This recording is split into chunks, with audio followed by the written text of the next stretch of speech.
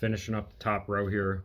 Got Hardie siding, and my technique here is shooting it on with some short brads right through the face.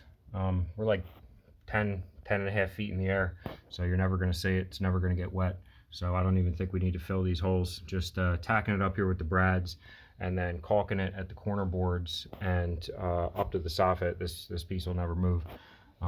But this is the cordless Dewalt 18 gauge nailer. I want to show how it performs shooting 1.5 inch stainless brads through 2 layers of Hardie siding into 1/2 inch plywood.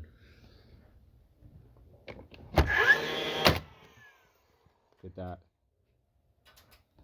perfectly sunk, countersunk head. Shit, another one right here. No problem.